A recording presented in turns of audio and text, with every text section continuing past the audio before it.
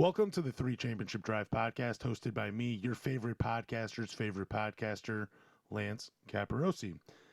Now, this is a Pistons podcast. We do get down with Detroit, and we talk about the Pistons quite a bit. But I just want to say, to all you dads out there, hopefully you had a good Father's Day. Hopefully you had a good time. Hopefully you got to grill out, cook whatever you wanted. Maybe you went to a nice restaurant where you were celebrated by your children. Maybe you got to do all of your hobbies. Maybe you had a little time to yourself where you just kind of got to kick back, put your feet up, let your hair down, and you didn't get to be a dad on Father's Day, where you just had time to do whatever you wanted. Me, I made brats for breakfast, started up the grill like at 11. That was great. Went to the farmer's market with my family. Then my wife took our youngest, and she went up to her mom's house. So I had like 24 hours to myself. I had brats for breakfast. I had pizza for dinner. I had a handful of snacks. I literally just boarded myself up in the house and did nothing except for catch up on my shows, read a little, play a little video games, work on the podcast, just things like that. Things that I just enjoy doing that are not centered around my kids. I got to tell you, it was really nice not to get anybody's input for the pizza that I wanted. I got to try a new place because my favorite place was closed for the day for whatever reason because of staffing issues. Got to figure that out because on Father's Day I wanted deep dish. Didn't get it. Just got a regular pan style from a place that I've never been to. Could you imagine if the pizza wasn't good, how ruined Father's Day would have been for me if I had ordered a pizza that wasn't delicious? But I did, and it was a good day. I got to catch up on a lot of things. So I really appreciate my wife for taking the kids and just kind of doing their own thing. That was my Father's Day. It was really great. We did actually go on a bike ride, though. That was a lot of fun. Tried a new restaurant, too. So even though I had Saturday, which isn't technically the holiday, got to do whatever I wanted. On Father's Day, got to spend it with family, so that was great. But yeah, that was Father's Day for me. So again, hopefully to all of you dads, you guys had a great Father's Day. And you got to do whatever you wanted. I really do mean that. Hopefully you had a good one. So on this episode, we're only going to be talking about the draft. There's a lot of news surrounding Isaiah Stewart, Tyler Hero. Apparently the Lakers might want to get into a 3-team deal with the Bucks and the Pistons. But I'm not going to talk about any of that stuff because we're only talking about the draft, which is on Tuesday. It's pretty exciting. So in this scenario, the Detroit Pistons, they will not be trading their 21st pick. We're going to pretend like Tyler Hero, Trey Murphy, Lauri Markkanen, and all the other guys that are rumored to Detroit are staying put. So the pick stays here in Detroit. Trajan Langdon will be putting in his card for the player, and the Pistons will be selecting at 21. Now, I've came up with 5 names. Now, they might go a little earlier than 21. They might go a little later than 21. But all 5 names that I have picked, they will be going somewhere around 21. These are late first round, early second round picks. All of them are guards. I'm going to make that very clear because, again, in this scenario, there is no Tyler Hero coming to Detroit. There's no more real outside shooting coming, whether it's Trey Murphy or Lauri Markkanen or anybody else. So the Pistons are still looking for some type of help, whether it's shot creation, playmaking, ball handling, shooting. These are the 5 guys that I've picked that I think fill. Maybe, I don't think there's one that fills all of those, checks all of those boxes, but they all check at least one of those boxes. So let's get into this. At number 1, now, by the way, these are in no order. These are just 5 names that I like. I'm not ranking them. This is just the order that I have put them in. Maybe at the end of the podcast when I'm going over everything again, I will put them in order of who I like at 21. We'll just go from there. But number 1, I have Christian Anderson. 6'1" barefoot. We'll talk about the stats. As a sophomore, he averaged 18.5 points per game, 4 rebounds, 7 assists, 1.5 steals per game, shot 47% from the field, 41.5% from 3 on 8 attempts. So incredible volume from him. 81% from the line. And he's in his 2 years in college, he was a career 40% from three on 447 career three-point attempts. It's incredible. He checks a lot of boxes just by looking at the stats. He provides offense in terms of scoring at 18.5 points per game, and he can create with 7 assists per game. Like, if you go and actually watch him play, just do yourself a favor. Go to YouTube, type in the name Christian Anderson. Make sure you find the guard, because I'm sure there's probably other Christian Andersons out there creating content. And let's be honest, we're not trying to support any of them. So we're just watching Christian Anderson highlights. Just go watch him and watch his control of the game. The dude plays at an unbelievable pace. He knows how to control tempo. He doesn't seem to get rattled too much. He's a great facilitator, like I already said. This dude he could probably be a lead guard in the NBA. Like, that's how good of a playmaker he is. He's very good. And this isn't just a guy like, hey, there's someone open, I'm just going to pass him the ball and they're going to hit a three. No, this is a guy that is, out of all 5 names, he's actually creating offense.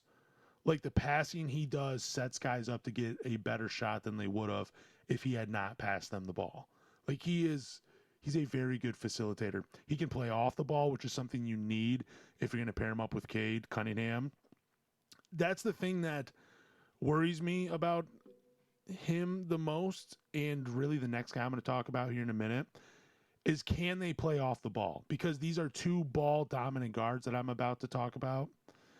And I don't know if either of them, how good they will be actually playing off the ball, because their usage is a little higher in college because they play so much on the ball. Like, they both have free reign. But again, we're still talking about Christian Anderson. Quick release on his jumper. I do have less doubts about him because he can play off the ball, but he's a little undersized, 6'1", barefoot, listed at 6'2".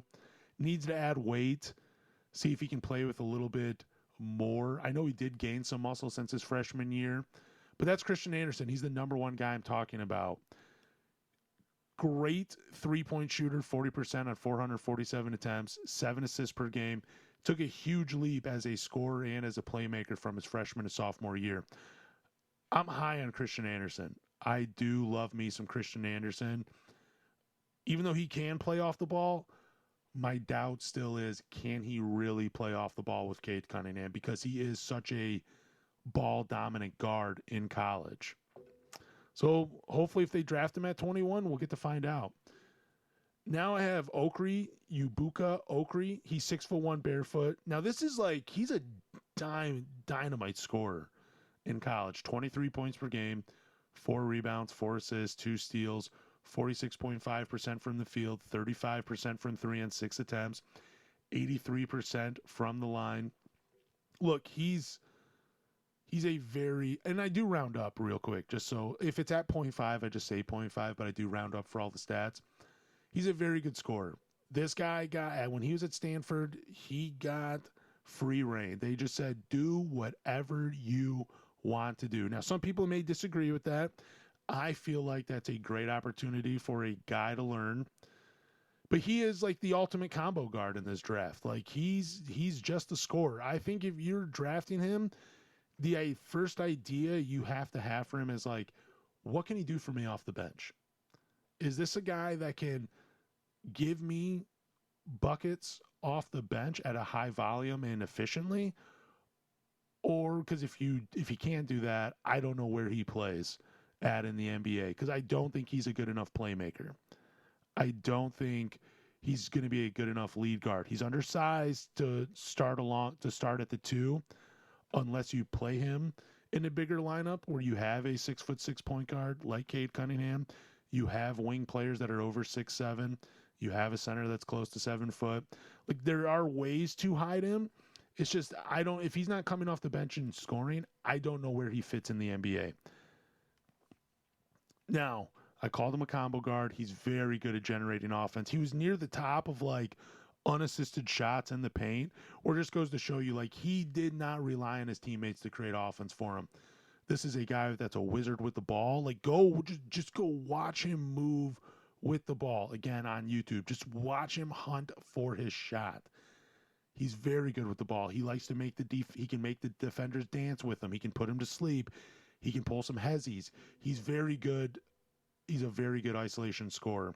The only thing I would like to see from him, because he is undersized at 6'2", I'd like to see him develop a little bit more in between game, a little bit more floaters. Give me some more runners, because sometimes, I think in college it happened when he attacked the rim, and like obviously he had good results with it. In the NBA, you're not going to be able to attack the rim at 6'2" like that. There's obviously going to be some plays that are broken down where he'll be able to go straight to the rim, probably even finish with a dunk. But in the NBA, with how much length and size there is, it's going to be hard for him to really finish at the rim like he did in college. My biggest concern with him, and I talked about this when I was talking about Christian Anderson, but I have more doubts with Okorie just because at Stanford they did give him the keys and they just said, dude, go do whatever you want to do. But how will he do in a lesser role? Because if the Pistons draft him at 21, the idea isn't for him to be like the guy like he was at Stanford. This is Cade's team. This is Asar's team. This is Jalen Duren's team. How do you fit with those three players? And I have doubts about it. I have doubts that he can play off the ball. I have doubts that he can be a spot-up shooter. I have doubts that he can be a secondary playmaker. I feel like this is a guy that if they do draft him, we're going to be seeing him stand around a lot on offense or just tucked away in the corner because he won't know what to do without the ball in his hands. That's my biggest fear, and I could be wrong. I could eventually eat my own words. But that is my biggest fear with Okorie, is that I don't know what he is without the ball in his hands. And I think that should be a concern for anybody, for any team looking to draft him. He's a very good, talented player, but I think if you draft a guy like this, your first thought should be, he's a bench player. What can he do for me off the bench? And can he do anything for me off the bench? Third guy on my list is Isaiah Evans. He's 6'5" barefoot. Sophomore year, he averaged 15 points per game, 3 rebounds per game, 1 assist per game, 43% from the field, 36% from 3 on 7 attempts, 86% from the line. I'll just say it, dude, the dude's a sniper. Like, I mean, if he wasn't a basketball player, I would seriously be afraid for him. Like, if he just found himself like in the military, he would be a sniper. He would be ridiculous. He's just someone that moves extremely well without the ball. Like, I've been watching him. He's probably the guy that I've watched the most outside of Christian Anderson, because I love to watch guards or shooters, snipers, create offense without the ball. And he does that. He creates offense for himself without the ball by moving without the ball. The dude just does not stop moving.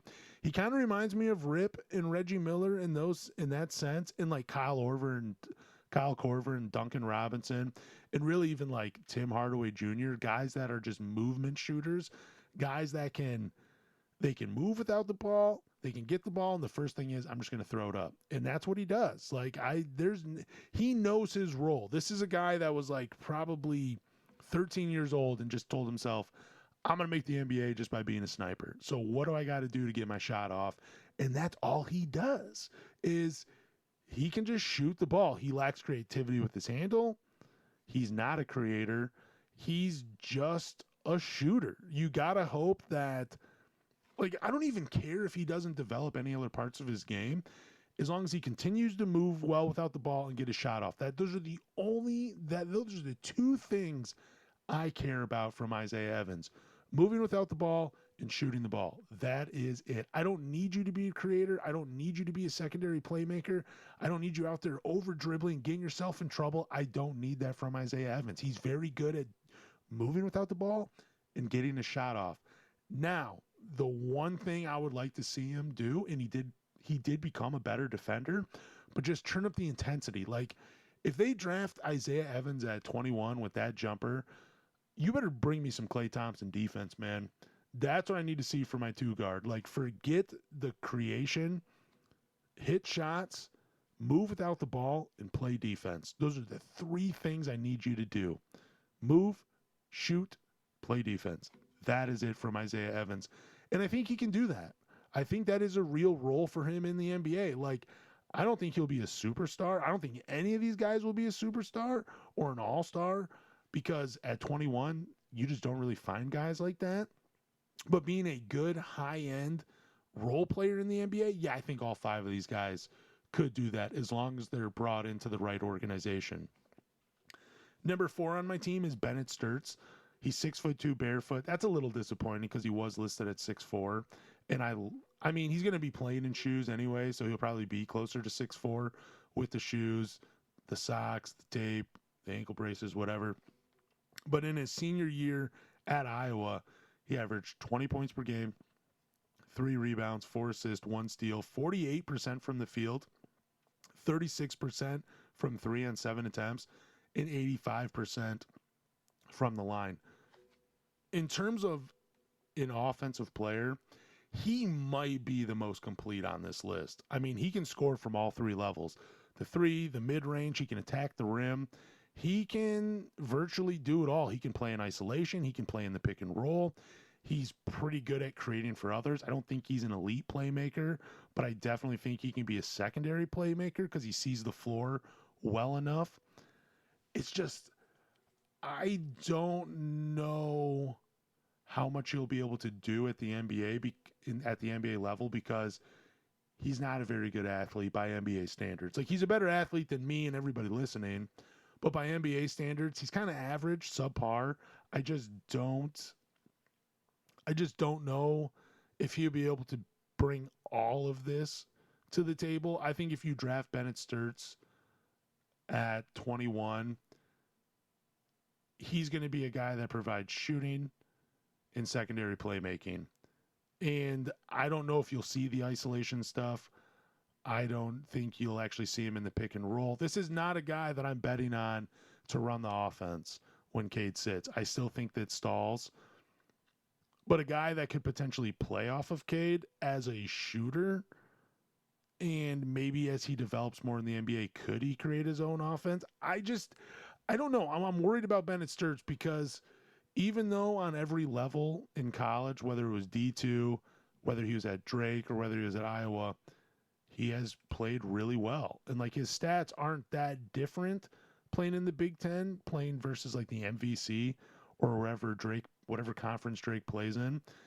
Even his numbers were actually even better at Drake. Like he averaged almost 6 assists per game.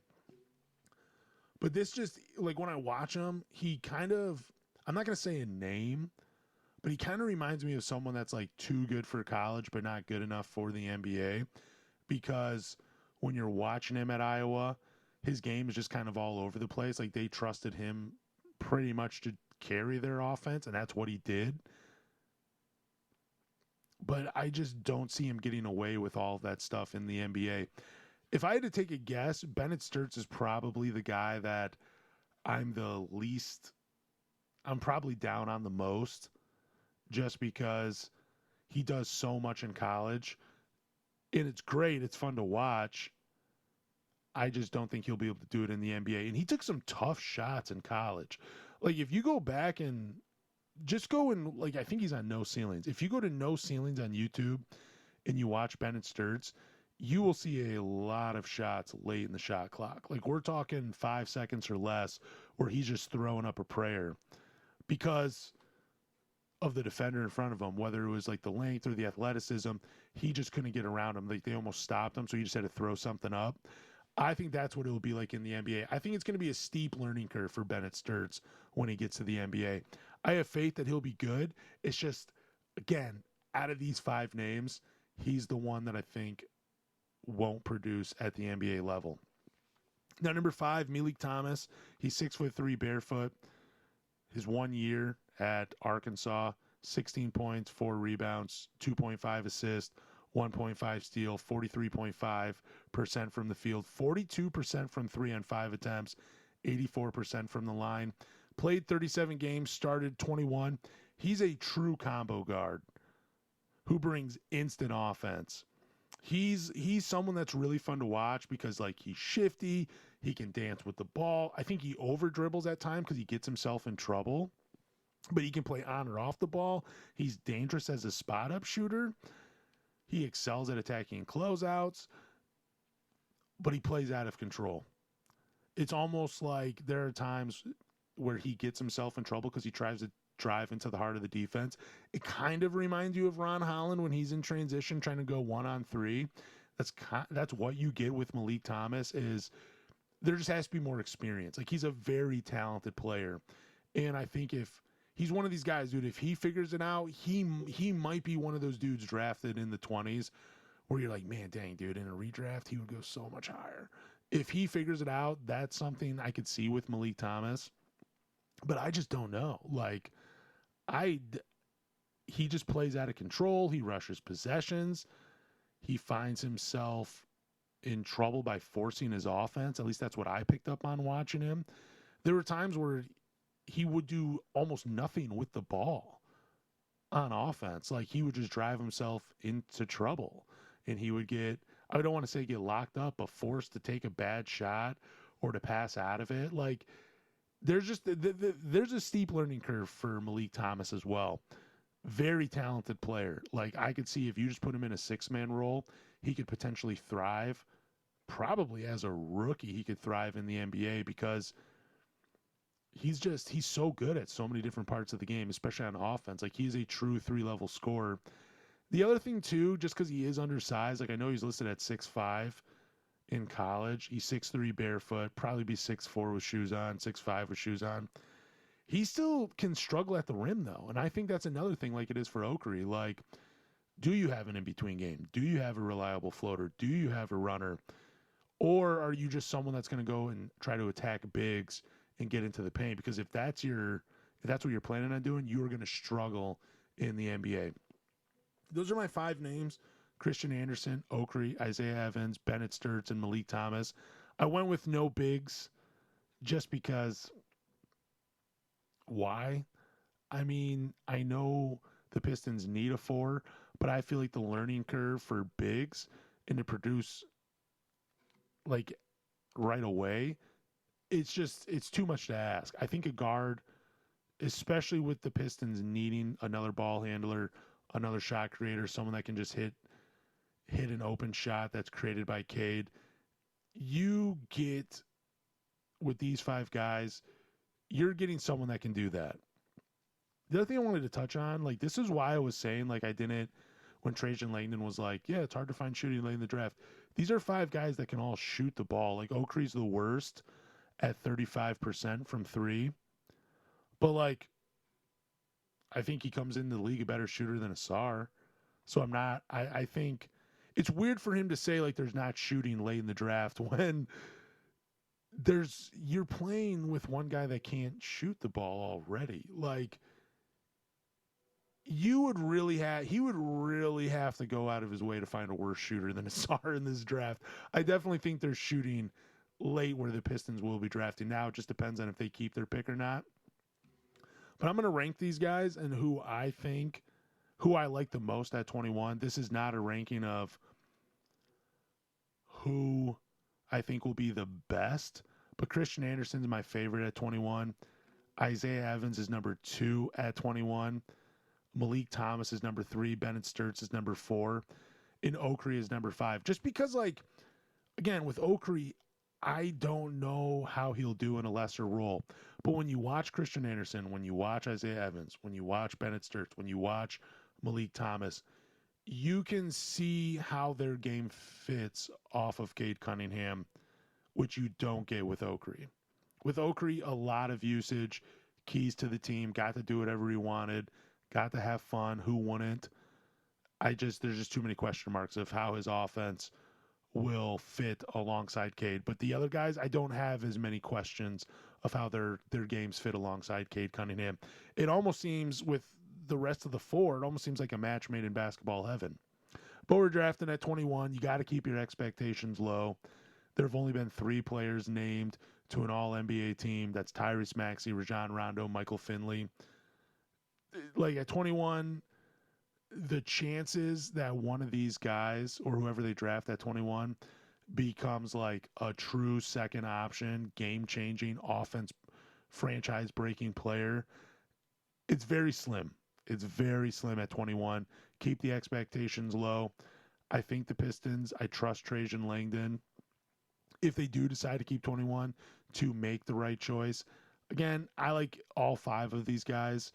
I'm a fan. I just, they all come with question marks, though. There is no perfect player. Thank you for listening to the 3 Championship Drive podcast. I'm Lance Caporossi. Do me a favor, subscribe, rate, and review. But more importantly, tell a Pistons fan